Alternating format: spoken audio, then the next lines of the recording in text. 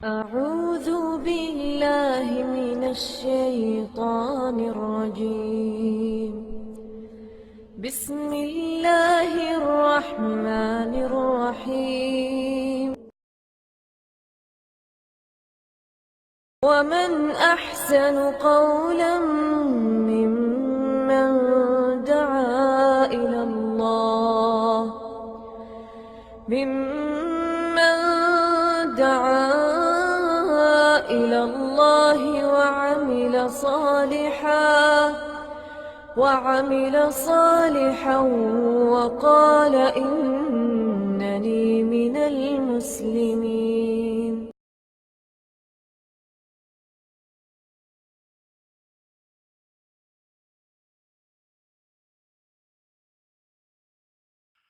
إن الحمد لله نحمده ونستعينه ونستغفره ونعوذ بالله من شرور أنفسنا ومن سيئات أعمالنا من يهده الله فلا مضل له ومن يضلل فلا هادي له وأشهد أن لا إله إلا الله وحده لا شريك له وأشهد أن محمدا عبده ورسوله. أما بعد فإن خير الحديث كتاب الله وخير الهدي هدي محمد صلى الله عليه وسلم وشر الأمور محدثاتها وكل محدثة بدعة وكل بدعة ضلالة وكل ضلالة في النار. رب اشرح لي صدري ويسر لي أمري واحلل عقدة من لساني يفقهوا قولي. رب أعوذ بك من همزات الشياطين وأعوذ بك رب أن يحضرون. أعوذ بالله السميع العليم من الشيطان الرجيم وما أرسلناك إلا رحمة للعالمين. ہر قسم کی تعریف و توصیف اور حمد و ثنا خالق کائنات مالک ارض و سما کے لیے ہے، جس نے ہمیں ان گنت نعمتوں سے نواز رکھا ہے۔ اس کی ہم پر اس قدر نعمتیں ہیں کہ اگر کوئی انہیں شمار کرنا چاہے تو یہ بات اس کے بس سے باہر ہے۔ اللہ رب العزت نے قرآن کریم کے 2 مقامات پر ارشاد فرمایا ہے وَإِن تَعُدُّوا نِعْمَتَ اللَّهِ لَا تُحْصُوهَا، کہ اگر تم اللہ کی نعمتوں کو گننا بھی چاہو تو گن نہیں سکتے۔ اس کی ان بے شمار نعمتوں میں سے ایک عظیم نعمت یہ ہے کہ اس نے ہمیں مسلمان بنایا۔ نعمت ہے یا نہیں؟ اگر مسلمان نہ ہوتے، کوئی کسی مندر کی گھنٹیاں بجا رہا ہوتا، کسی چرچ میں جا رہا ہوتا، آج ہم لا الہ الا اللہ محمد رسول اللہ پڑھنے والے ہیں۔ یہ اللہ رب العزت کا بہت بڑا انعام ہے، اور اس سے بڑھ کر یہ کہ اللہ رب العزت نے ہمیں صرف مسلمان نہیں بنایا، حضرت محمد رسول اللہ صلی اللہ علیہ وسلم کا امتی بنایا ہے۔ وہ نبی جن کی مثال آئندہ آنا تو ناممکن ہے، کیونکہ نبی صلی اللہ علیہ وسلم فرما گئے ہیں انا خاتم النبیین ولا نبی بعدی، میں آخری نبی ہوں، میرے بعد کوئی نبی نہیں آئے گا۔ آئندہ کا معاملہ تو ختم ہوا۔ آدم علیہ السلام سے لے کر حضرت عیسیٰ علیہ السلام تک ایک متکلم فی روایت کی روح سے تقریباً 1.25 انبیاء کرام آئے ہیں۔ ان 1.25 انبیاء میں سے کوئی ایک بھی نبی ایسا نہیں ہے کہ جو نبی اکرم صلی اللہ علیہ وسلم کے مقابلے میں۔ اللہ رب العزت نے ہمیں اس نبی کا امتی بنایا ہے جو تمام نبیوں کے سردار اور امام ہے۔ اس دنیا میں رہے اللہ رب العزت نے امامت عطا فرمائی، اور دنیا میں امامت کہاں اور کب ملی؟ واقعہ معراج آپ سنتے رہتے ہیں۔ اللہ رب العزت نے نبی اکرم صلی اللہ علیہ وسلم کو جب دنیا میں بہت دکھ اور بڑی اذیتیں دی گئیں، بیوی فوت ہو گئیں، ام المومنین حضرت خدیجۃ الکبریٰ رضی اللہ عنہا، جس نے اپنی جان، اپنا مال، اپنا تن من دھن نبی صلی اللہ علیہ وسلم پر قربان کر دیا تھا، وہ فوت ہو گئی۔ پورے امت امت اسلامیہ کے افراد میں سے سب سے پہلی مسلمان عورت، عموماً کہا جاتا ہے کہ عورتوں میں سے پہلی، جبکہ وہ علل اطلاق پہلی مسلمان ہے۔ مردوں میں سے بعد میں حضرت ابوبکر صدیق رضی اللہ عنہ، حضرت علی رضی اللہ عنہ، زید بن حارثہ رضی اللہ عنہ۔ پہلی مسلمان نبی کے بچوں کی ماں اور نبی کی ہمدرد و غم گسار بیوی فوت ہو گئیں۔ مشرکین مکہ کے مقابلے میں ایک بہت بڑا قلعہ بنے ہوئے شخص ابو طالب، جب تک ابو طالب زندہ رہے اسلام تو اللہ رب العزت نصیب نے کیا، لیکن نبی صلی اللہ علیہ وسلم کی خدمت میں دفاع میں کوئی کسر نہیں چھوڑی۔ وہ واقعہ بڑا معروف ہے۔ مشرکین مکہ نے دھمکی دی کہ ہم تیرے بھتیجے کو قتل کر دیں گے، گھبرا گئے۔ نبی اکرم صلی اللہ علیہ وسلم کو پاس بٹھایا، کہا بھتیجے میں بوڑھا ہو گیا ہوں، اب وہ بات نہیں رہی، اور تیرے لوگ، خاندان کے لوگ، قبیلے کے لوگ یہ انتہا پر اتر آئے ہیں، کچھ کمپرومائز کر لو، کچھ لے لو، کچھ دے دو، کچھ تم چھوڑ دو، کچھ وہ چھوڑ دیں گے، صلح کر لو۔ مشہور روایت کے مطابق نبی اکرم صلی اللہ علیہ وسلم فرمایا، چچا جان، لو وضع الشمس علی یمینی والقمر علی یساری، اگر یہ آسمان سے سورج اتار کر میرے دائیں ہاتھ پر رکھ دیں اور چاند لا کر میرے بائیں ہاتھ پر رکھ دیں اور مجھے کہیں کہ میں یہ دعوت چھوڑ دوں، میں نہیں چھوڑوں گا۔ چچا نے کیا کہا؟ کہا بیٹا جاؤ، جب تک میں زندہ ہوں میری لاش کے اوپر سے ہی گزر کر کوئی آئے گا تو آئے گا۔ یہ چچا بھی فوت ہو گئے۔ نبی اکرم صلی اللہ علیہ وسلم کی سیرت میں آپ کی حیات میں اس سال کا نام رکھا گیا عام الحزن۔ تو آپ یقیناً پڑھتے رہتے ہوں گے سیرت کی کتابوں میں، عام الحزن، غم کا سال۔ غم گسار بیوی فوت ہو گئی اور انتہائی معاون و مددگار چچا فوت ہو گئے۔ اللہ رب العزت نے نبی صلی اللہ علیہ وسلم کی حوصلہ افزائی کے لیے اس غم کو غلط کرنے کے لیے معراج کے شرف سے نوازا، اپنے پاس بلایا۔ اللہ رب العزت نے باتیں تو حضرت موسیٰ علیہ السلام سے بھی کی ہے نا، وَكَلَّمَ اللَّهُ مُوسَىٰ تَكْلِيمًا، شرف ہم کلامی سے اللہ نے موسیٰ علیہ السلام کو بھی نوازا، لیکن کہاں؟ پہاڑ پر، طور پر بلایا۔ اور جب ہمارے نبی کی باری آئی تو 7 آسمانوں کے اوپر بلایا۔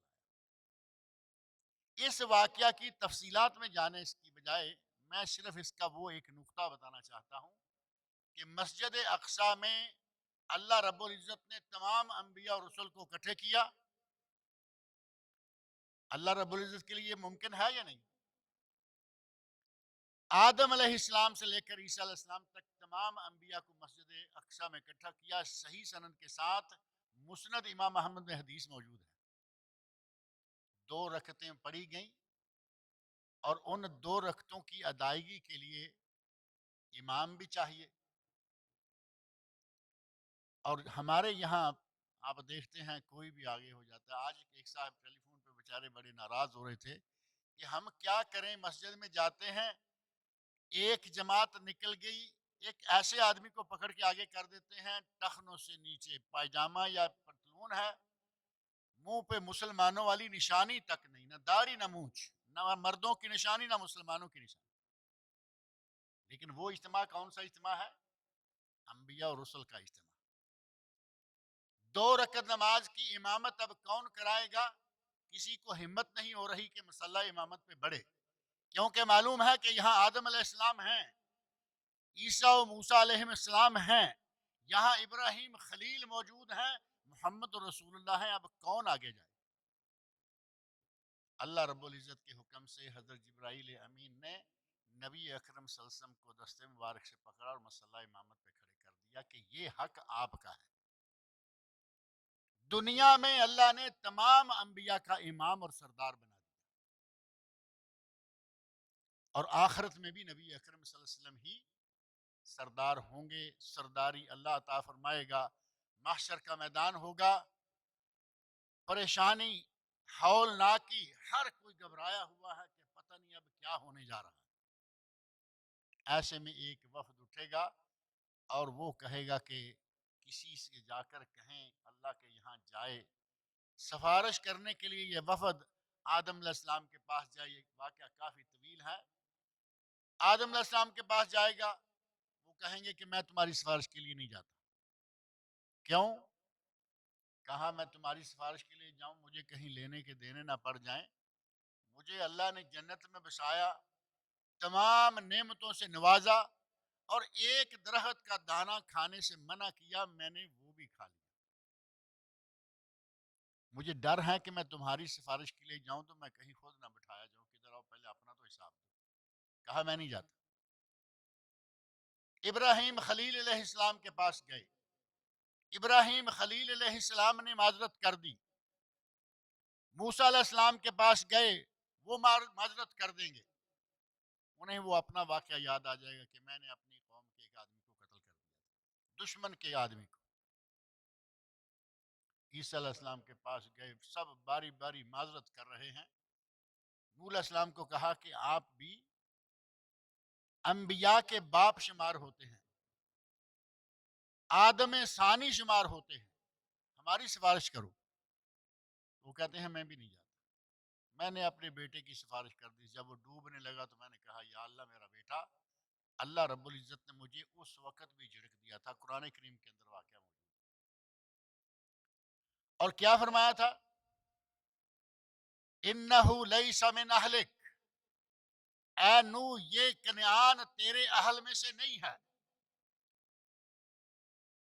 بیٹا سلبی تھا، بیٹا اصلی تھا، لیکن اللہ نے کیا کہا؟ انہو لیس من اہلک، یہ تیرے اہل میں سے نہیں. کیوں؟ انہو عمل غیر صالح، اس کا عمل اچھا نہیں ہے، لہذا یہ تیرے اہل میں سے ہی نہیں. آپ اندازہ کریں کہ کتنا عظیم انسان ہے حضرت نوح علیہ السلام. جد الانبیاء کہے جاتے ہیں. جد الانبیاء حضرت نوح علیہ السلام، آدم ثانی نوح علیہ السلام. اور بیٹا ڈوب کر سامنے غرق ہو گیا، اور اس طوفان میں ڈوبنے والا ہر شخص جہنمی. نوح علیہ السلام نے اپنے بیٹے کو بچا لیا. ہمارے یہاں تو بڑا مشہور ہے کہ بس تم ہمارا ماہانہ سالانہ نذرانہ دیتے رہو، تمہیں ہم پار لگائیں گے. نوح علیہ السلام کی آنکھوں کے سامنے بیٹا غرق ہو کے ڈوب گیا، پار نہیں لگا سکے. اور بیٹا بڑی دھمکیاں دے رہا. کہا بیٹا کشتی میں آ جاؤ. کیا کہا؟ کشتی لے کے جاؤ، میں پہاڑ پہ چڑھ جاؤں گا. سآوی الی جبل یعصمنی من الماء. قرآن کہہ رہا ہے کہ اس نے کہا پہاڑ پہ چڑھ جاؤں گا، میں پانی سے بچ جاؤں گا. لیکن جسے اللہ پکڑنا چاہے اسے کوئی چھڑا سکتا ہے؟ ہمارے یہاں تو یہ بھی کہتے ہیں کہ اللہ کا پکڑا چھڑائے محمد. محمد کا پکڑا چھڑا کو نہیں سکتا. اگر نسبتوں سے نجات ہوتی، اگر واسطوں سے نجات ہوتی، اگر رشتوں سے نجات ہوتی تو کنعان بچ جاتا. نوح علیہ السلام کا بیٹا ہے. اور یہی نہیں، تاریخ میں کئی واقعات نظر آتے ہیں. ابراہیم خلیل علیہ السلام کا باپ جہنمی. ابراہیم خلیل اتنی عظمتوں کے مالک، باپ جہنم میں جائے گا. حضرت نوح علیہ السلام کی بیوی جہنم میں جائے گی. لوط علیہ السلام کی بیوی جہنم میں جائے گی. قرآن کریم سورہ تحریم آخری 2-3 آیتیں پڑھ کے دیکھ لیں. رشتہ داریوں سے، نسبتوں سے کہ جی آپ کس کے ماننے والے ہیں، یہ نیچے جتنے ماننے منوانے والے ہیں سب خود بھی ساتھ ہی جائیں گے. اگر نجات ہوگی تو صرف عمل سے. رشتہ داری میں تو ہمارے نبی صلی اللہ علیہ وسلم کے بہت قریبی رشتہ دار بھی ہیں. یہ میں نے جن کا ذکر کیا ہے، ابو طالب، ساری عمر نبی کی خدمت میں گزر گئی لیکن اسلام نہیں لائے، مرتے وقت آخری دموں پر تھے۔ نبی اکرم صلی اللہ علیہ وسلم گئے، کہا چچا جان کلمہ پڑھ لیں۔ ادھر سے ابو جہل، عتبہ، شیبہ، بڑے بڑے سردار بھی آ کے بیٹھے ہوئے ہیں تیمارداری کے لیے، قیادت مزاج پرسی کے لیے۔ نبی صلی اللہ علیہ وسلم کہتے ہیں چچا جان کلمہ پڑھ لو، اور وہ کہتے ہیں دیکھو ابو طالب، اپنے باپ دادا کا دین نہ چھوڑ دینا۔ کیا ہوا؟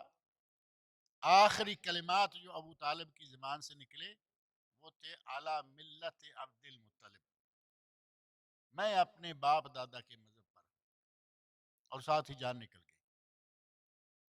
حضرت عباس رضی اللہ عنہ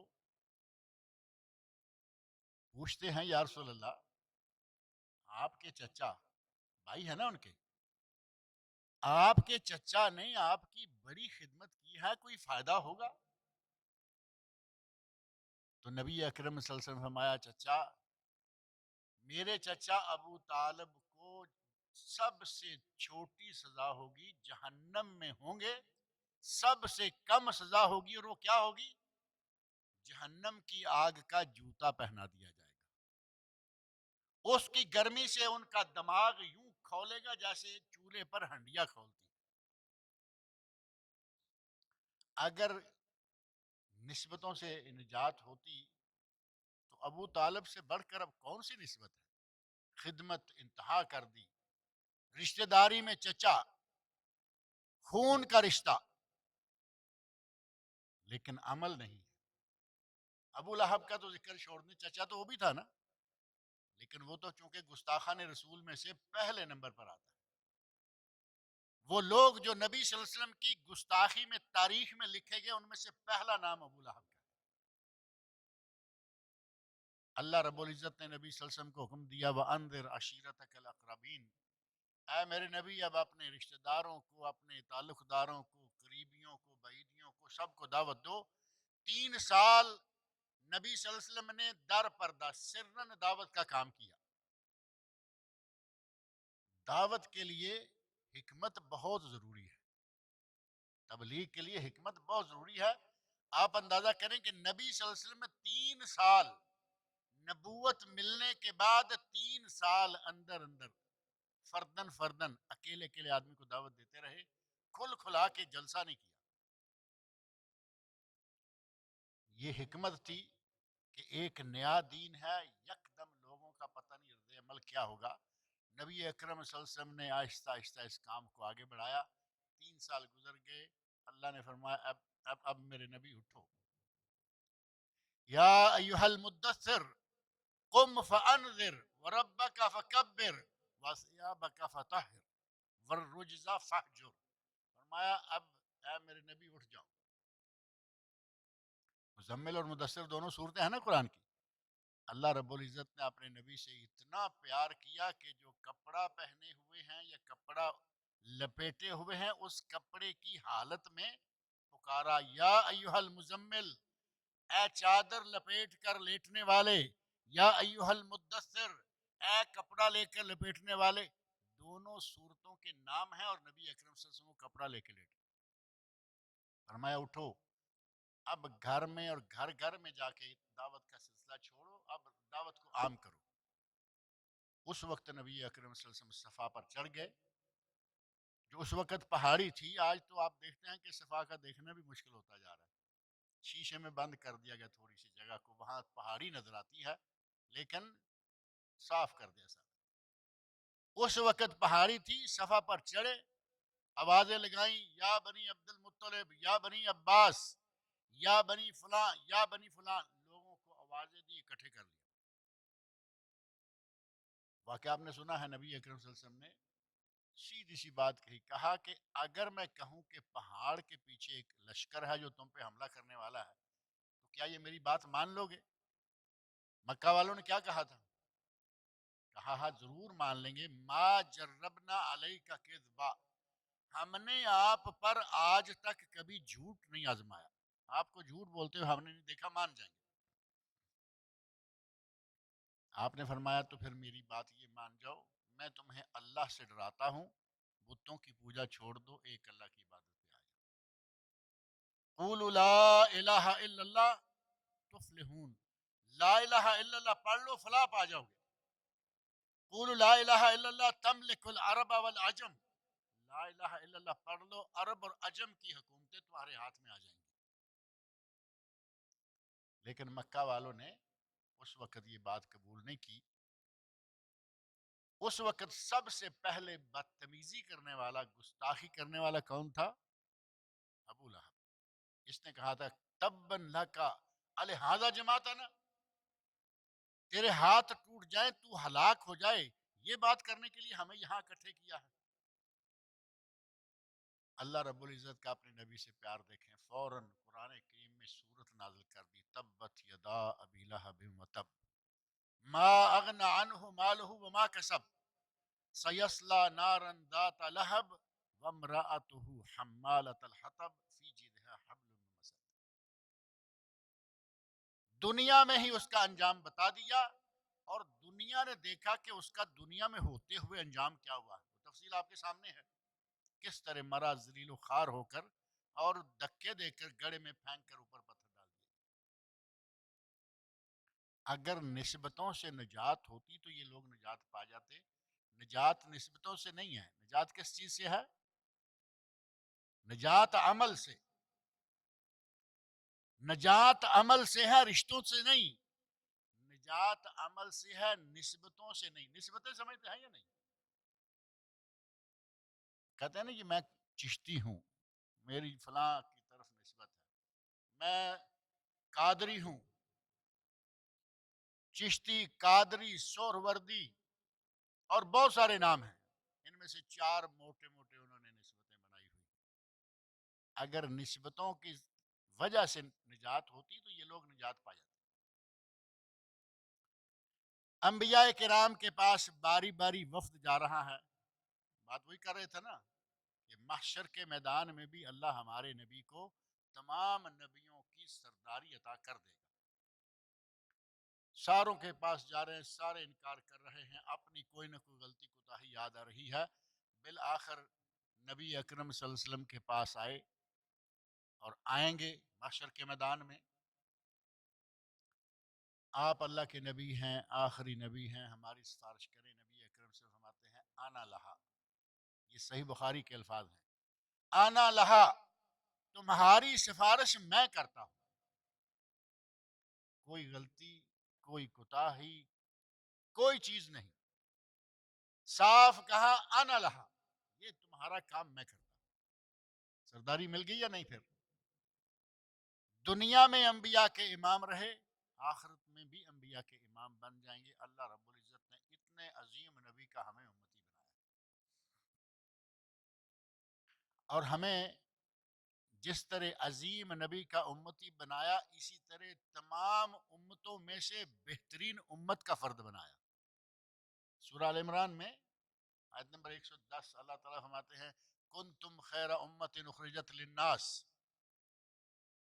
کنتم خیر امہ اخرجت للناس تامرون بالمعروف وتنہون عن المنکر وتؤمنون باللہ۔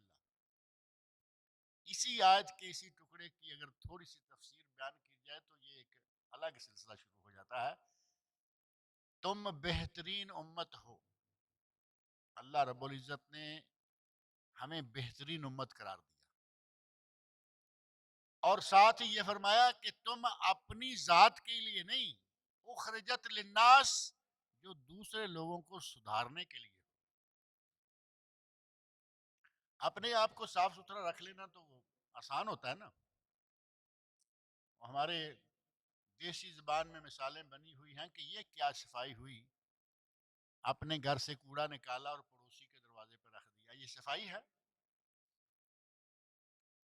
اللہ رب العزت نے ہمیں دوسروں کی اصلاح کے لیے، دوسروں کو دعوت دینے کے لیے بنایا ہے۔ فرمایا اخرجت للناس، تم لوگوں کے لیے میدان میں لائے گئے۔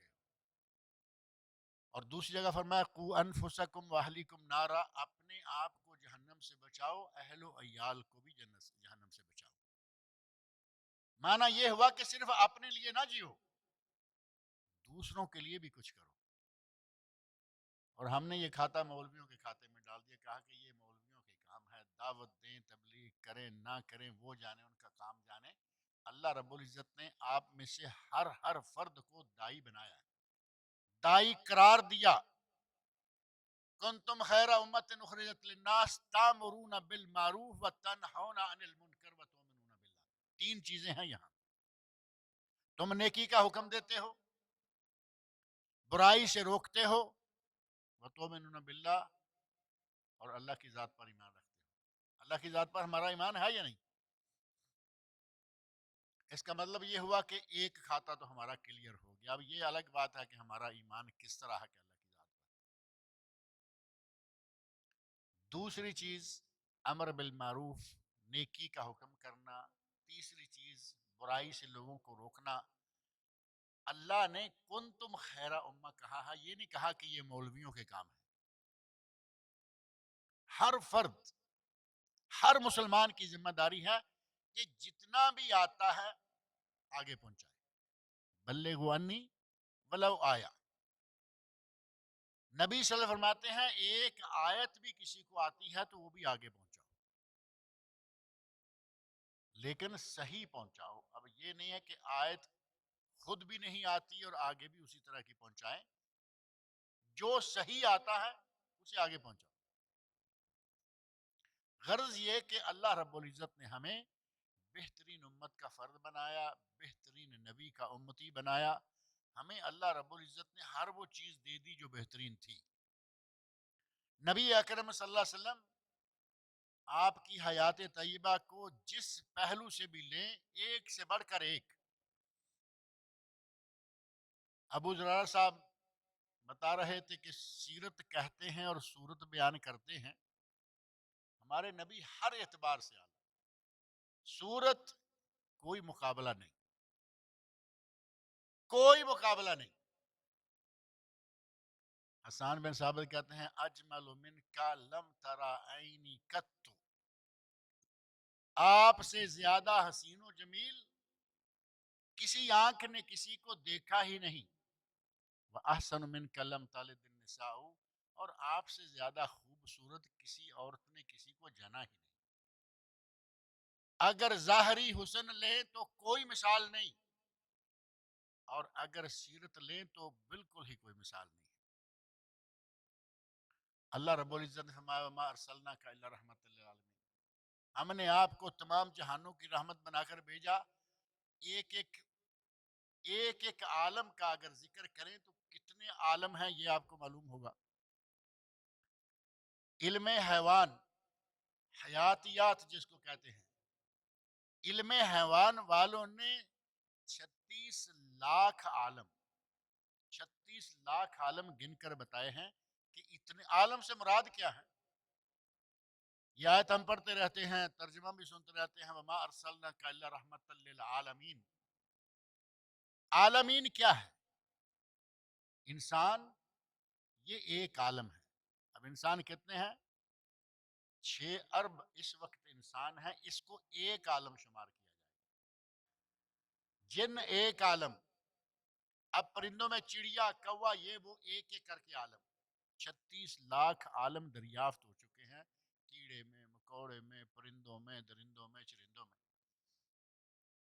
اللہ رب العزت نے ہمارے نبی کو ہر عالم کے لیے رحمت بنا کے بھیجا، حتیٰ کہ آپ کافروں کے لیے بھی رحمت تھے۔ آپ کی دعوت سے جو مسلمان ہو گئے، اللہ رب العزت نے ان کی دنیا آخرت سنوار دی، اور جو مسلمان نہیں ہوئے دنیا میں عذاب سے محفوظ رہے نبی صلی اللہ علیہ وسلم کی وجہ سے۔ نبی صلی اللہ علیہ وسلم کی زندگی میں کوئی ایسا اجتماعی عذاب نہیں آیا، اور یہ نبی صلی اللہ علیہ وسلم کی رحمت للعالمین۔ اور جسے رحمت للعالمین ہونا تھا وہ تو نبی اکرم صلی اللہ علیہ وسلم ابھی پیدا بھی نہیں ہوئے۔ اللہ رب العزت نے آپ کی نسل میں نر نسل یہ رحمت کا حصہ رکھا ہوا ہے۔ آپ نے حدیث سنی ہوگی، انا ابن الذبیحین، میں 2 ذبیحوں کا بیٹا ہوں، میں 2 ذبیحوں کا بیٹا ہوں۔ ذبیحہ کس کو کہتے ہیں؟ جسے ذبح کیا جاتا ہے. ذبیحہ دو کا بیٹا ہوں. کیسے؟ نبی اکرم صلی اللہ علیہ وسلم کا سلسلہ نسب حضرت اسماعیل سے ہوتا ہوا حضرت ابراہیم خلیل علیہ السلام تک جاتا ہے. حضرت اسماعیل علیہ السلام کے ذبح ہونے کا واقعہ تو مشہور ہے یا نہیں؟ یہ حج کے موقع پر قربانیاں دی جاتی ہیں، یہ وہی یادگاریں ہیں. اسی طرح کا واقعہ ایک نبی صلی اللہ علیہ وسلم کے والد عبداللہ کے ساتھ بھی پیش آیا. عبد المطلب کو خواب آیا کہ فلاں جگہ پر زمزم ہے، زمزم کا کنواں ہے. کنواں کھودنا شروع کیا. مکہ والے دوسرے لوگ بھی آ گئے، کہنے لگے کہ ہم بھی آپ کے ساتھ شامل ہوتے ہیں. جب سب لوگوں نے شامل ہونا چاہا، انہوں نے کہا نہیں، یہ کام میں کروں گا. پریشر، ظاہر ہے کہ سارے طاقتور قسم کے لوگ تھے. عبد المطلب نے نظر مانی کہ اگر اللہ نے مجھے 10 بیٹے دیے اور وہ 10 کے 10 بیٹے میری عمر میں جوان ہو گئے اور میرا دفاع کرنے کے لائق ہو گئے، تو میں ایک بیٹا اللہ کی راہ میں ذبح کر دوں گا. اس وقت اس قسم کی نظر مانی جایا کرتی تھی. ایک بیٹا ذبح کر دوں گا. اللہ رب العزت نے انہیں 10 بیٹے دے دیے. 10 بیٹے جوان ہو گئے، دفاع کرنے کے لائق سارے. نظر پوری کرنے کا وقت آ گیا. نظر پوری کرنے کے لیے قرآن اندازی کی. عبداللہ کا نام نکلا. نبی صلی اللہ علیہ وسلم کے والد، نبی صلی اللہ علیہ وسلم کے والد کا نام لکھا. ذبح کرنے کے لیے ان کی باری. آپ کے ننیال نے بنی زہرہ، اسی طرح آپ کے ددیال میں سے لوگوں نے کہا کہ ہم یہ نہیں کرنے دیں گے، پیسہ دو، جو مرضی لو، لیکن ہم عبداللہ کو ذبح نہیں کرنے دیں گے. بات آئی گئی کہ فلاں کاہن کے پاس چلے جاؤ، وہ جو فیصلہ دے گا ہمیں منظور ہے. وہاں گئے. اس کاہن نے ایک طریقہ اختیار کیا کہ 10 اونٹ، جو کہ اس وقت ایک انسان کی قیمت تھی، بلڈ منی جسے کہتے ہیں، دیت، 10 اونٹ ایک طرف اور عبداللہ کا نام ایک طرف، یہ لکھے. اور وہ جو قرآن اندازی کا طریقہ ہوتا ہے نکالا تو عبداللہ کا نام نکلا. کہا 10 اور ڈالو، 20 اونٹ اور عبداللہ، پھر نام عبداللہ کا 30 40 50. جب 100 اونٹ اور عبداللہ کے درمیان قرآن اندازی کی گئی تو عبداللہ کا نام نکلا ہے، اونٹوں کا نام نکلا ہے. 100 اونٹوں پہ جا کے عبداللہ کا نام نہیں نکلا بلکہ اونٹوں کا نکلا. یعنی عبداللہ کو چھوڑ دو اور 100 اونٹ ذبح کر دو.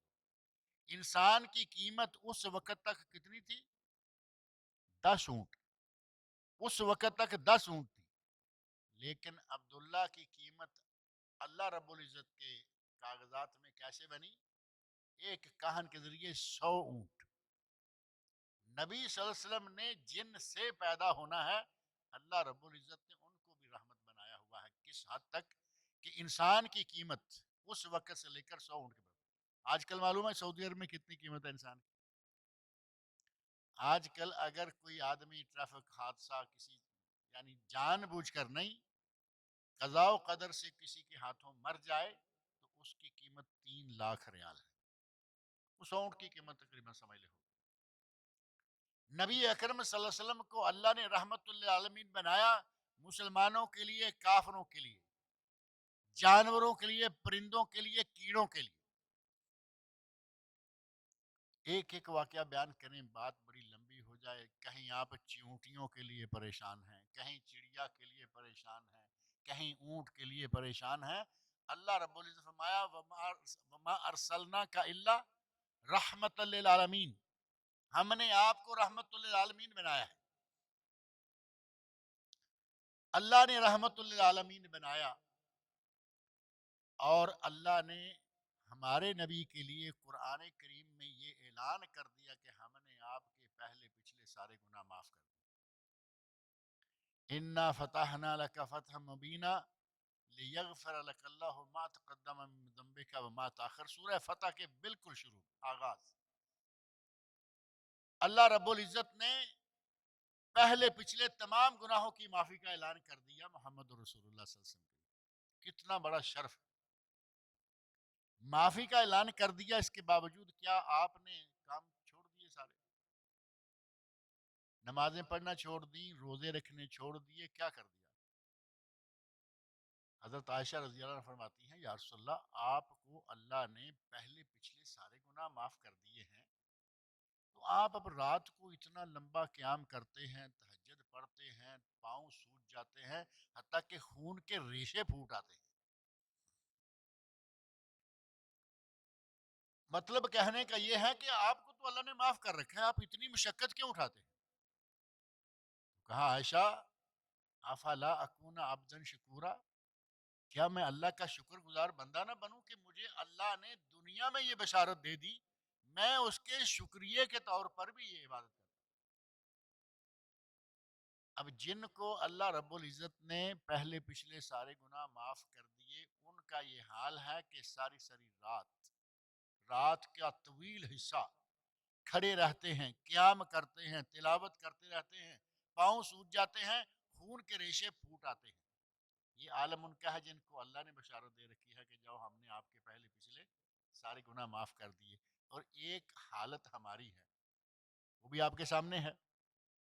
ہم میں سے کسی کو ایسی کوئی بشارت ملی ہے؟ خواب میں بھی نہیں ملی ہوگی کہ جاؤ بھائی ہم نے تمہارے گناہ معاف کر. اور ہمارا عالم آج عملی طور پر کتنا ہے؟ نماز بھی اگر 5 مرتبہ ہم پڑھ لیں تو 5 مسلسل جماعت سے نہیں ہوں گی. 5 پڑھنے کے لیے مسجد میں چلے ہی گئے تو ایک بھی نماز ہم ایسی نہیں پڑھ پاتے کہ جس میں ہمارے پوری طرح توجہ اللہ کی طرف. نماز میں کھڑے اپنے حساب کتاب کرتے رہتے ہیں، حتیٰ کہ یہ نہیں معلوم ہوتا کہ ہم نے کتنی رکعتیں پڑھی ہیں. بھول ہوتی رہتی ہے نا، بتقاضۂ بشرت کوئی حرج نہیں، لیکن یہ بھی تو مانا نہیں ہے کہ جب نماز کے لیے آگے پیچھے کوئی چیز یاد آئے نہ آئے ہمیں نماز میں یاد آ جائے. نبی اکرم صلی اللہ علیہ وسلم کو اللہ نے اگلے پچھلے سارے گناہ معاف کر دیے، اس کے باوجود آپ کا عمل مبارک یہ ہے.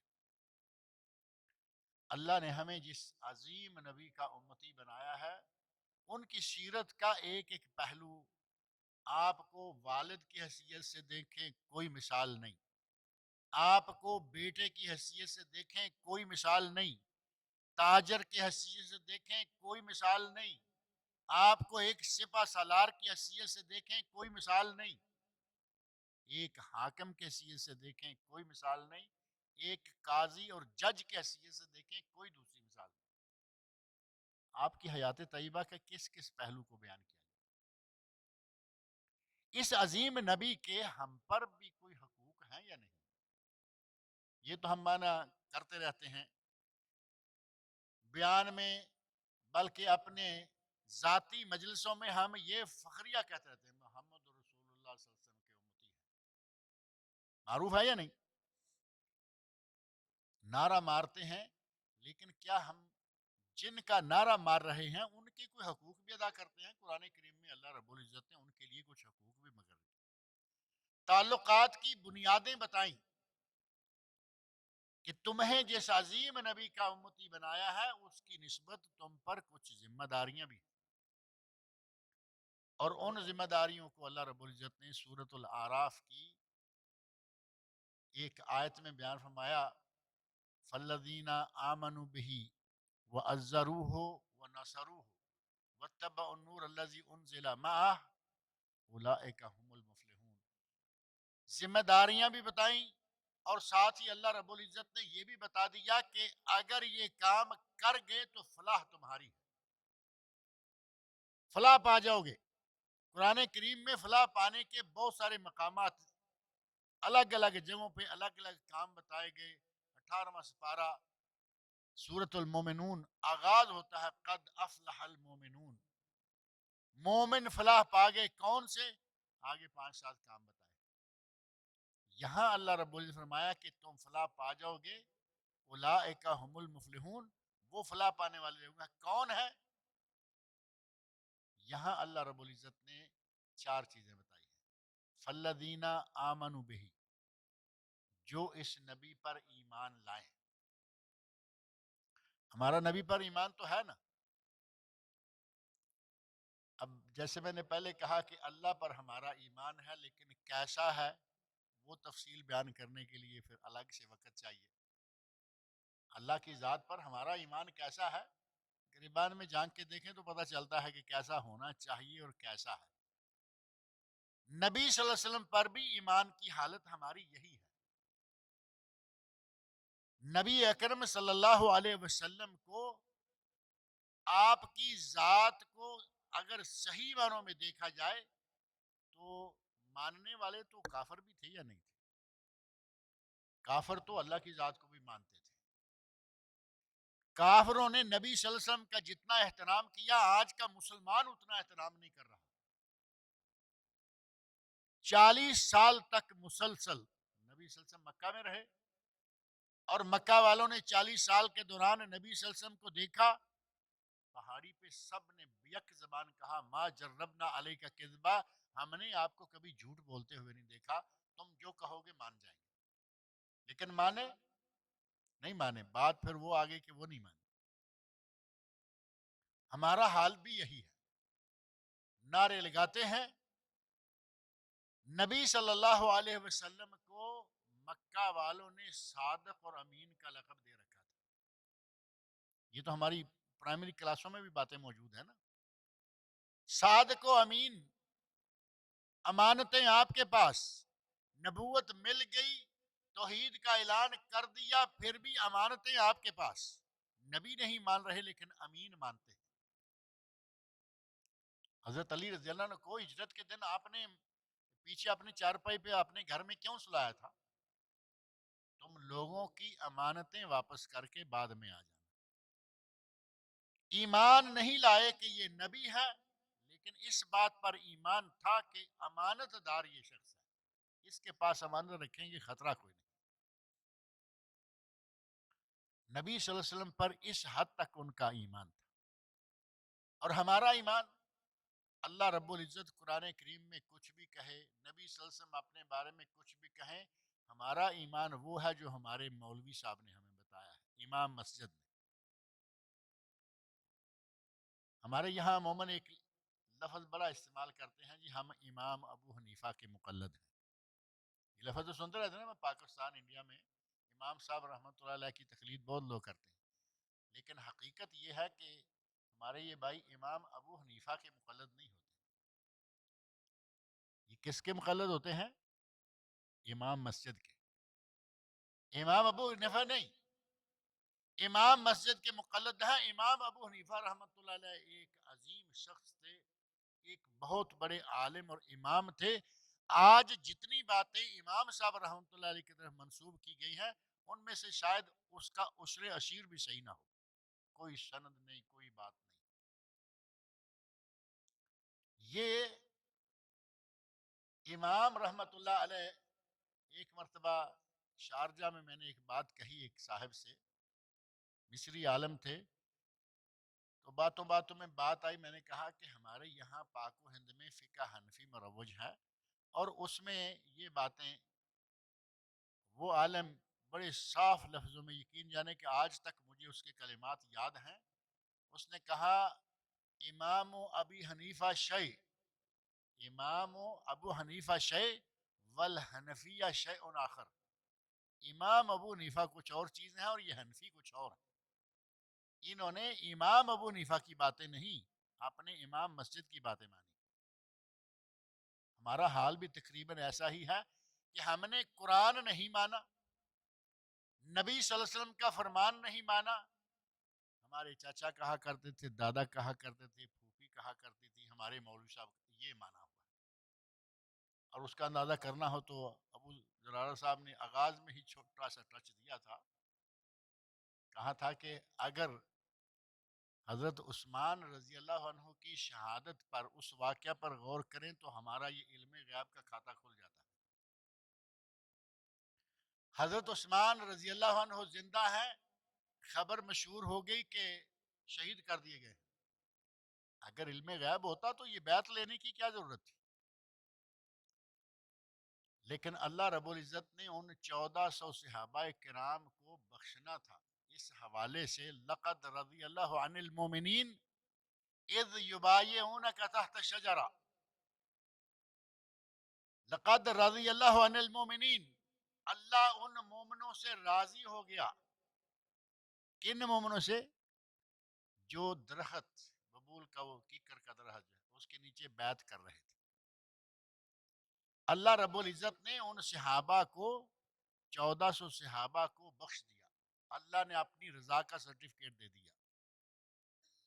اور وہی نہیں، اتنا بڑا واقعہ سیرت کی کتابوں میں، قرآن کریم میں سورہ نور میں افک کا واقعہ جو ہے، ام المومنین حضرت عائشہ رضی اللہ عنہ پر تہمت لگائی گئی، اور نبی صلی اللہ علیہ وسلم تقریباً 40 دن مہینہ بھر پریشان رہے. نبی صلی اللہ علیہ وسلم پریشان ہیں، ابو بکر صدیق ان کا گھر پریشان ہے، مدینہ میں مسلمان پریشان ہیں کہ یہ کیا ہو گیا. نبی کی بیوی پر اتنی بڑی تہمت لگ گئی. نبی صلی اللہ علیہ وسلم، طویل واقعہ ہے، حضرت عائشہ کو کہتے ہیں کہ اپنے ماں باپ کے گھر چلی جاؤ. اور اگر علم غیب ہوتا تو پہلی بات یہ ہے کہ یہ واقعہ پیش آ سکتا تھا. ہار کا معاملہ اگر لیا جائے تو آپ اونٹ چلانے سے پہلے کہتے کہ بھائی تمہارا ہار وہاں گرا ہوا ہے، وہ لے آؤ. ہار آ جاتا، معاملہ ہی ختم ہو جاتا. اونٹ کو چلانے والے کو کہتے کہ اونٹ کو چلا کے جا رہے ہو، ہودج میں تو میری بیوی نہیں ہے. اونٹ کا ہودج اوپر جو بیٹھنے کے لیے ہوتا ہے وہ تو خالی ہے، تم اونٹ چلا لے آئے. قدم قدم پہ ہمارے لیے قرآن کریم میں واقعات موجود ہیں، لیکن وہی بات کہ ہم اپنے امام کی مانیں گے، قرآن کی نہیں مانیں گے. قرآن نے کہا ہے میرے نبی، ان لوگوں کو کہہ دو، قل انما انا بشر مثلکم، اے میرے نبی ان سے کہہ دو کہ میں تو تمہاری طرح کا بشر ہوں. آج اگر کوئی یہ بات کہتا ہے تو ہمارے یہاں سراسر فوری طور پر کہیں گے یہ وہابی ہے، یہ نبی کو اپنے جیسا کہہ رہا ہے. بھائی وہابی نبی کو نہیں کہہ رہا. یہ بات کس نے کہی ہے؟ اللہ رب العزت نے اپنی کتاب مقدس میں کہی ہے. قل انما انا بشر مثلکم یوحا الی، میں تمہاری طرح کا بشر ہوں، فرق یہ ہے کہ مجھ پر وہی نازل ہو. لیکن مثلکم، مثل یا مثال تو آپ سمجھتی ہیں نا، مثلکم. اور پھر مکہ والوں نے نبی کی نبوت کا انکار کر دیا، بشریت کا انکار نہیں کیا. پہلے نبیوں کے بارے میں یہ انکار ہوتا رہا کہ یہ بشر ہے، ہم اس کو نبی کیسے مان لیں. قرآن کریم میں ایک امت نے کہا ہے ابشر یہدوننا فکفروا، کہ یہ بشر ہماری ہدایت کے لیے رہ گئے تھے.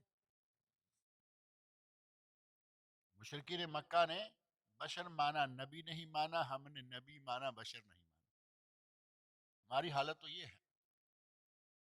قرآن کریم میں آ گیا، صحیح بخاری مسلم کی حدیث میں موجود ہے.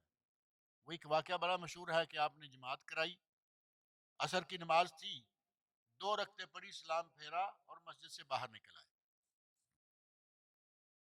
مسجد کے دروازے کے باہر ایسے کھجور کا ایک تنا تھا جس پر آپ ٹیک لگا کے تھوڑی دیر کے لیے رکا کرتے تھے. صحابہ کرام آتے، باتیں باتیں ہوتی. آپ وہاں نکل آئے. صحابہ کرام سارے خاموش ہیں، کسی کو بات کرنے کی جرت نہیں، کیونکہ انہیں معلوم ہے کہ ہو سکتا ہے کہیں وہی آ گئی ہو، 2 ہی رکعتیں رہ گئی ہو. نماز کے دوران جبرائیل کے آ جانے کا صحابہ کو پہلے سے بھی تجربہ تھا کہ ایسے واقعات ہوئے تھے. ایک واقعہ یہاں لگے ہاتھوں میں ذکر کر دوں. نبی صلی اللہ علیہ وسلم نے، صحابہ کرام نے نماز شروع کی، سب نے جوتے پہنے ہوئے تھے. ہمارے یہاں تو یہ بہت بڑا پرابلم ہے نا کہ جوتا سمیت نماز. سارے صحابہ نبی صلی اللہ علیہ وسلم سارے جوتوں سمیت نماز پڑھ رہے ہیں. دوران نماز نبی صلی اللہ علیہ وسلم کے پاس جبرائیل امین آئے، کہا کہ آپ کے جوتے کو کوئی چیز لگی ہوئی ہے. آپ نے جوتا نکالا، سائڈ میں رکھ دیا. صحابہ کرام نے دیکھا کہ نبی صلی اللہ علیہ وسلم نے جوتا اتار دیا ہے. اب وہ کو ہماری طرح تو چاہتے نہیں تھے نا کہ یہ کیوں ہوا، یہ وہ کیوں ہوا، پھر ہم کرتے رہیں گے. وہاں تو قبلہ ایک نماز کے اندر 2 رکعتیں ادھر اور 2 رکعتیں ادھر، یہ انتظار نہیں ہے کہ اگلی نماز میں دیکھیں گے. اتباع اور اطاعت کی انتہا صحابہ کرام میں تھی، سب نے جوتے نکال دیے۔ اسلام پھیرنے کے بعد نبی صلی اللہ علیہ وسلم پوچھتے ہیں کہ تم نے جوتے کیوں نکال دیے؟ کہا یا رسول اللہ آپ نے نکالے، ہم نے نکال دیے۔ ہمارے یہاں اتباع کا تصور یہ ہے کہ جو کچھ ہو سکے کر لو، اور وہ بھی مارے باندھے کی اتباع۔ اتباع اصل میں، چھوٹی سی بات ذہن میں رکھیں، اگر دلی محبت نہ ہو اور کامل اطاعت نہ ہو تو اتباع نہیں ہوتی۔ دلی محبت ہو نبی صلی اللہ علیہ وسلم سے، اور صحابہ کرام نے کتنی محبت کی ہے نبی صلی اللہ علیہ وسلم سے، بہت سارے واقعات ہیں۔ سعد بن ابی وقاص رضی اللہ عنہ جن کا ذکر ابو زرارہ صاحب نے کیا تھا، ماں نے کہا کہ میں نہ کھاؤں گی نہ پیوں گی نہ سائے میں بیٹھوں گی جب تک تم جو کلمہ پڑھ رہے ہو جب تک یہ نہ چھوڑ دو۔ تو فرمایا اماں اب جیو یا مرو یہ کلمہ نہیں چھوڑو۔ ماں کی پرواہ نہیں، باپ کی پرواہ نہیں، کلمے کے مقابلے میں اولاد کی پرواہ نہیں، کلمے کے مقابلے میں مال کی پرواہ نہیں، کسی چیز کی پرواہ نہیں کی۔ کلمہ پڑھ لیا تو پھر اس پہ جم گئے، جٹ گئے۔ بہرحال ہمارے یہاں معاملہ اس طرح کا ہے کہ ہم سنی سنائی پہ چلے آ رہے ہیں۔ نبی صلی اللہ علیہ وسلم نے کہا کہ میرے پاس جبرائیل آئے تھے، انہوں نے مجھے کہا تھا کہ جوتے کو کچھ لگا ہے، میں نے اس لیے نکالا۔ اب 2 رکعتیں پڑھ کر سلام پھیر کے اٹھ گئے۔ لوگ صحابہ کرام سوچ رہے ہیں کہ کہیں ایسا ہی نہ ہوا ہو۔ وہ تو یہ سوچتے رہے کہ جبرائیل آئے ہوں گے، رکعتیں 2 رہ گئی ہوں گی، اور ہماری جیسی کوئی بات ہوتی تو ہم کہتے کہ چلے یہ بھی اچھا ہوا ہے، اب 2 ہی رہ گئی ہیں، 4 سے 2 پہ آ گئے۔ نبی اکرم صلی اللہ علیہ وسلم نے فرمایا نہیں، میں بھولا بھی نہیں۔ آپ اندازہ کریں، نبی صلی اللہ علیہ وسلم بھول گئے، اور یاد دلانے پر بھی یاد نہیں آ رہا، اس کا مطلب کہ بہت بھول گئے۔ اور ہمارے یہاں اس کو لوگ پتہ نہیں کیا رنگ دیتے ہوں گے۔ نبی کا بھول جانا کوئی عیب نہیں، کیونکہ نبی سے فرماتے ہیں انما انا، یہ صحیح بخاری مسلم کے الفاظ ہیں، انما انا بشر مثلکم انسا کما تنسون، میں بھی تمہاری طرح کا بشر ہوں، جیسے تم بھول جاتے ہو میں بھی بھول جاتا ہوں۔ فائزہ نسیت و فذکرونی، جب میں بھول جاؤں تو مجھے یاد دلایا کرو، لقمہ دیا کرو۔ نبی صلی اللہ علیہ وسلم امام الانبیاء ہیں، لقمہ مانگ رہے ہیں، اور یقین جانے ہمارے مولوی ناراض ہو جاتے ہیں کہ مجھے لقمہ کس نے دیا۔ اور میں ایک مسجد میں خود نماز پڑھ کے مولوی کو ناراض ہوتے دیکھا۔ نبی کہہ رہے ہیں فَإِذَا نَسِيتُ فَذَكِّرُونِي، میں بھول جاؤں تو مجھے یاد دلاؤ، مجھے لقمہ دو۔ اور مولوی کہے کہ یہ لقمہ کون دے رہا تھا؟ عجیب بات ہے یا نہیں؟ قرآن کریم میں اللہ نے فرمایا، حدیث میں نبی صلی اللہ علیہ وسلم نے خود فرمایا، ہمارے مولوی نے کہا نہیں، اور چچا پھوپھی نے کہا نہیں، نبی نور تھے، بشر نہیں تھے۔ ہمارا ایمان نبی کی ذات پر اس طرح کا ہے، بات کو لپیٹتے ہیں، فرمایا جو لوگ نبی پر ایمان لائیں، فالذین آمنوا بہ وعزروہ، اور نبی کی تعظیم و توقیر کریں۔ اور تعظیم و توقیر کیا ہے؟ یعنی اتباع کریں۔ اگر کسی کی بات نہ مانے تو اس نے تعظیم کیا کی؟ اور بات ماننے کا انداز یا اتباع کا انداز میں نے 2 حرف بتائے ہیں کہ اگر دلی محبت نہ ہو، کامل اطاعت نہ ہو تو اتباع نہیں ہوتی۔ اس انداز کی تعظیم و توقیر کرے۔ اور تیسری بات وَنَصَرُوهُ، نبی کی مدد کریں۔ نبی ہماری مدد کے محتاج ہیں؟ وہ ہماری مدد کے محتاج نہیں، مراد ہے آپ کی لائی ہوئی شریعت کو نافذ کرنے کے لیے جب تک آپ حیات تھے، صحابہ کرام جنگ و جہاد کی شکل میں آپ کے ساتھ رہے، مدد کرتے رہے، مالی مدد کرتے رہے۔ آج مدد کیا ہوگی؟ اللہ کے دین اور شریعت کو نافذ کرنے کے لیے، اس کو لوگوں تک پہنچانے کے لیے جو کر سکتے ہیں کرے، یہی مدد ہے۔ نَصَرُوهُ وَاتَّبَعُوا النُّورَ الَّذِي أُنزِلَ مَعَهُ، اور اس نور کی پیروی کریں جو اللہ کے نبی پر نازل ہوا ہے۔ اب نور کا لفظ تو یہاں آ گیا نا، لیکن نازل ہونے کی بات ہے کہ جو نبی کے ساتھ، نبی کے پاس اللہ رب العزت نے نور بھیجا ہے، اس کی بھی اتباع کریں، اور وہ نور یہ ہے قرآن کریم۔ یہ چار کام کریں، صحیح معنوں میں کریں، اولئک هم المفلحون، تو یہ لوگ ہیں جو فلاح پانے والے ہیں، کامیابی پانے والے۔ اللہ رب العزت مجھے اور آپ سب لوگوں کو فلاح پانے والوں میں سے بنائے۔ یہ موضوع، اس موضوع کی شقیں بہت ساری ہیں، بہت ساری باتیں کی جا سکتی ہیں، انشاءاللہ ابو زرارہ صاحب آپ کو بتاتے رہتے ہیں اور بتاتے رہا کریں گے۔ اللہ رب العزت مجھے اور آپ سب کو صحیح اسلام سمجھنے اور اسے اپنانے کی توفیق عطا فرمائے۔ اللہ رب العزت آپ کا ہمارا یہاں آنا بیٹھنا قبول فرمائے۔ آپ کو اللہ رب العزت قدم قدم پر نیکیاں عطا فرمائے۔ وما علینا الا البلاغ المبین۔ اور یہ یہودیوں کے جنٹ ہے جو ختم نبوت کو چھیڑتے ہیں، ہمارا ایمان کا حصہ ہے نبی کی ختم نبوت کا۔ آپ کا ایمان ہے کہ نہیں ہے؟ اونچی بولو یار، ہے نا ایمان؟ اگر آپ کے اندر ایمان ہے، ہم اگر کچھ نہیں کر سکتے تو ایسی چیزیں ہیں ہمارے قابو میں جو جس کا ہم بائیکاٹ کر سکتے ہیں۔ آپ وعدہ کرو اپنے گھروں میں ٹیلی فون کر کے کہہ دو کہ شزان جوس، شزان چٹنی، شاتا چینی اور شزان بوتل یہ مرضیوں کی مصنوعات ہیں، اس کا بائیکاٹ کریں۔ آپ وعدہ کرتے ہیں؟ آپ حق ڈالیں، اپنا حق ادا کریں اس چیز کے اندر، کم از کم ان کا بائیکاٹ تو کریں۔ یہ وہ آمدنی ہے جو ہم پیتے ہیں کھاتے ہیں، ان کا حصہ ربوے میں جاتا ہے۔ اور مرزے نے ملاؤن نے اپنی کتابوں میں لکھا ہوا ہے کہ اپنی آمدنی کا 16% آپ نے ربوہ میں جمع کروانا ہے، اور وہی پیسہ آج ہمارے اوپر لگ رہا ہے۔ تو آپ کے اندر اگر ایمان ہے، محمد رسول اللہ سے سچی محبت ہے، تو صبح کسی ٹائم بھی اپنے گھروں میں ٹیلی فون کر کے کہیں کہ مرزیوں سے کاروبار تو کیا سلام دعا لینی بھی حرام ہے۔ تو نبی کی ختم نبوت پر جن کا ایمان ہے وہ وعدہ کریں، گھروں کے شزان جوس، شاتا چینی، شزان چٹنی، شزان بوتل، یہ ایسی چیزیں بائیکاٹ کریں، خود بھی کریں اور لوگوں سے بھی کریں۔ آپ وعدہ کرتے ہیں؟ کسی کا سوال ہے تو کریں شیخ صاحب، تھوڑا جلدی لمبے نہیں۔ بسم اللہ والصلاۃ والسلام علی رسول اللہ۔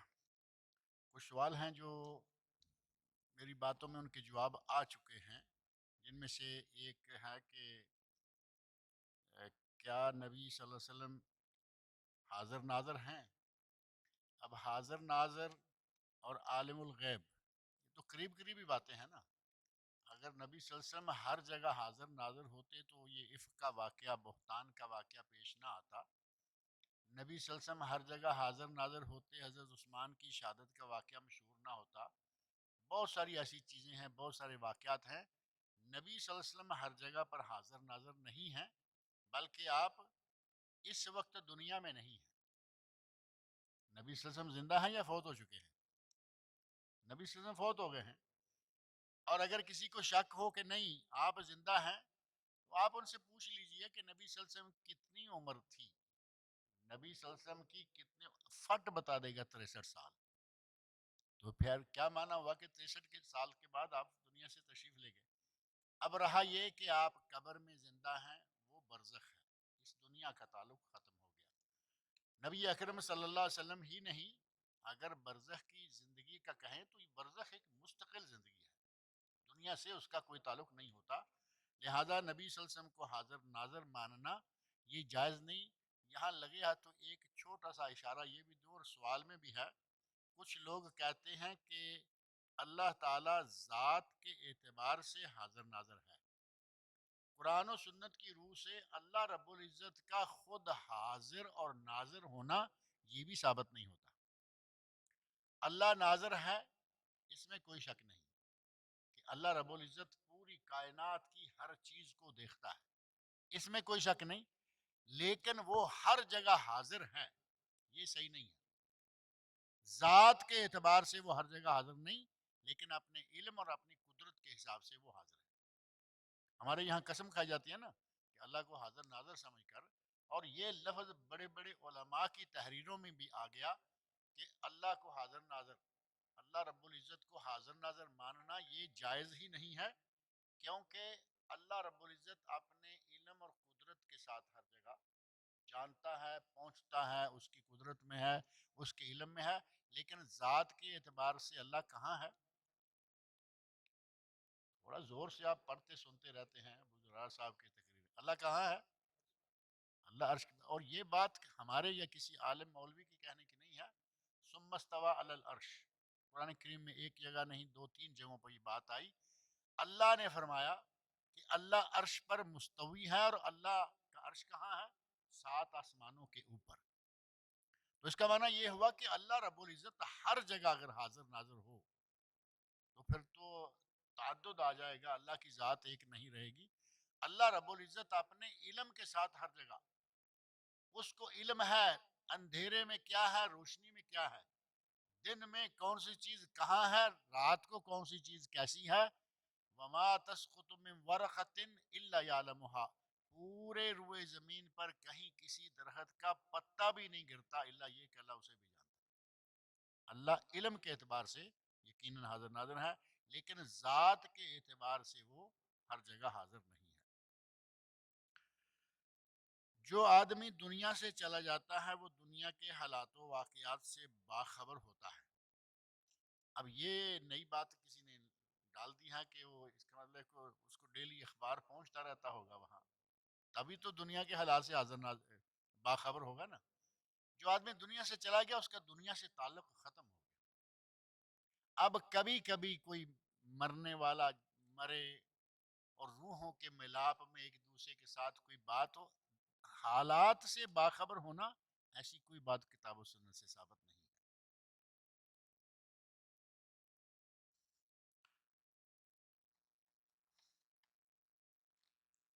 ایک سوال یہ ہے کہ کیا دعاؤں میں مردے کو وسیلہ بنانا جائز ہے؟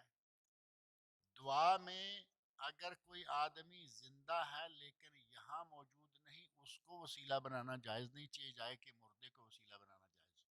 آدمی یہاں نہیں ہے، اس کا وسیلہ ڈالنا ہے، وہ زندہ، یہ جائز نہیں.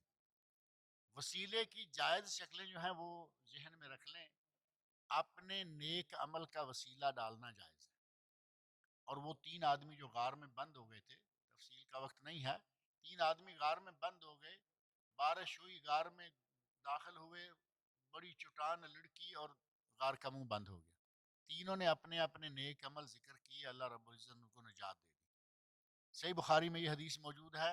اس حدیث کی روح سے اپنے نیک عمل کا وسیلہ، اللہ کو اپنا نیک عمل بتائیے، یا اللہ میں نے یہ کام صرف تیرے لیے کیا تھا، اگر تو اس بات کو سمجھتا ہے، میری اس عمل کو خالص اپنے لیے تو جانتا ہے تھا، تو میری یہ کام کر دے، جیسا کہ ان غار والوں نے کیا.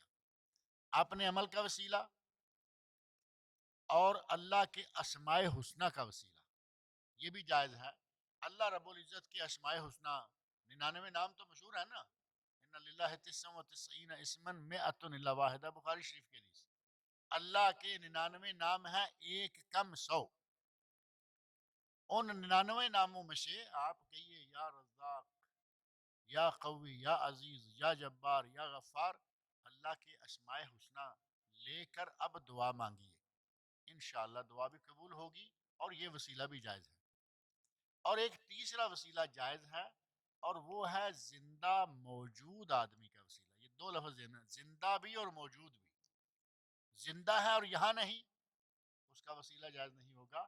زندہ ہو، موجود ہو. اور اس کے لیے بہترین مثال ہے حضرت عمر فاروق کے زمانہ میں موجود ہے. حضرت عمر فاروق کے زمانہ میں بارش لیٹ ہوئی، صحابہ کرام نے، تابعین نے کہا امیر المومنین بارشیں نہیں ہو رہی. نبی پاک صلی اللہ علیہ وسلم استسقا پڑا کرتے تھے، دعا کیا کرتے تھے. حضرت عمر فاروق رضی اللہ عنہ نبی صلی اللہ علیہ وسلم کی قبر پر نہیں گئے، اپنے گھر میں بیٹھ کر یا میدان میں جا کر نبی صلی اللہ علیہ وسلم کا وسیلہ نہیں ڈالا، بلکہ نبی صلی اللہ علیہ وسلم کے چچا حضرت عباس رضی اللہ عنہ کے پاس گئے، ان کو ساتھ لیا اور کہا کہ بارش کے لیے دعا کرنی ہے، ہمارے ساتھ چلیں. زندہ بھی تھے اور ساتھ بھی تھے، پاس بھی تھے. آج بھی زندہ نیک انسان سے دعا کروائی جا سکتی ہے، اس کا وسیلہ لیا جا سکتا ہے. آدمی مر چکا ہے، اس کا وسیلہ کیا ہوگا؟ آدمی پاس نہیں ہے، آدمی یہاں سعودی عرب میں بیٹھ کے کہے کہ داتا صاحب میرا یہ کام کر دو، فوت بھی ہو چکے ہیں بھی لاہور میں. عبداللہ شاہ غازی میرا یہ کام کر دو، کراچی میں ہیں. بری امام میرا یہ کام کر دو، اسلام آباد میں ہیں. وہ پہلے نمبر پر زندہ ہی نہیں. اگر کوئی نیک واقعی پیر اور نیک زندہ ہے دوسرے ملک میں ہے، اس کا وسیلہ نہیں ڈال سکتے. جو سن نہیں سکتے، اگر سن سکتا ہے، مثال کے تو آپ نے فون کیا موبائل سے کسی نیک آدمی کو کہ میں اس طرح پریشان ہوں، میرے لیے دعا کیجیے، جائز. یہ غیب تو نہیں رہا نا، یہ تو آپ نے فون ملایا اور اس سے دعا طلب کی، جائز، کوئی حرج نہیں ہے. اس طرح کا وسیلہ اگر کسی فوت شدہ کا وسیلہ جائز ہوتا تو محمد الرسول اللہ صلی اللہ علیہ وسلم سے بہتر کوئی انسان نہیں ہے. عمر فاروق ان کا وسیلہ ڈالتے نہیں ڈالتے. یہاں ایک بات لکھی ہے میں سمجھ نہیں سکا کہ جب شیعہ لوگ سے پتہ نہیں کن کے بارے میں پوچھا جاتا ہے تو وہ خاموش ہو جاتے ہیں، اس کی وضاحت کریں. یہ اس نے لکھا ہے یا تو وہ بتا دے.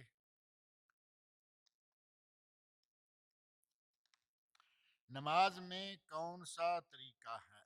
کیونکہ لوگ کہتے ہیں جس طریقے پر مرضی نماز ادا کرو. بہت غلط کہتے ہیں، کیونکہ نماز میں طریقہ وہ استعمال ہوگا جو نبی اکرم صلی اللہ علیہ وسلم کا ہے. صحیح بخاری کی حدیث 360 نمبر پر دارالسلام کی پرنٹنگ میں نبی اکرم صلی اللہ علیہ وسلم ارشاد فرماتے ہیں صلو کما رأیتمونی اصلی، تم اسی طرح نماز پڑھو جس طرح تم نے مجھے نماز پڑھتے ہوئے دیکھا. تو طریقہ کون سا ہوگا؟ نماز پڑھنے کا طریقہ وہ ہوگا جو نبی صلی اللہ علیہ وسلم کا طریقہ تھا، یہ نہیں کہ جیسے چاہے پڑھو.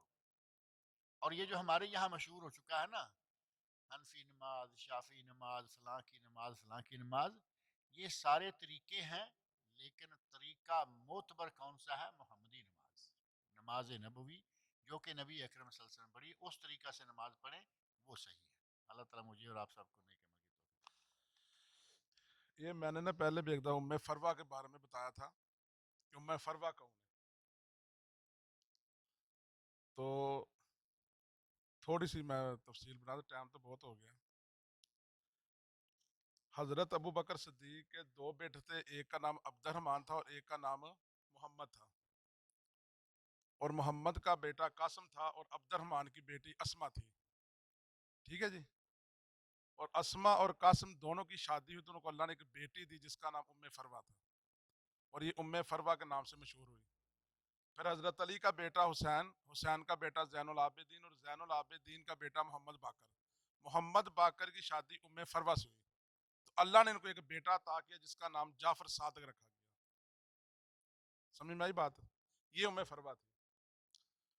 تو ایک تریہی حوالہ اور یاد رکھیں، میں نے کسی پروگرام میں پیش کرنا تھا، مجھے نہیں میں آپ کو انٹرنیٹ پہ ملے یہ، کہ جب حضرت عمر بن خطاب رضی اللہ تعالیٰ عنہ کے دور میں ایران فتح ہوا تو یزد گرد ان کا تھا بادشاہ، اس کی 3 بیٹیاں گرفتار ہو کر مکہ میں آئی تھی.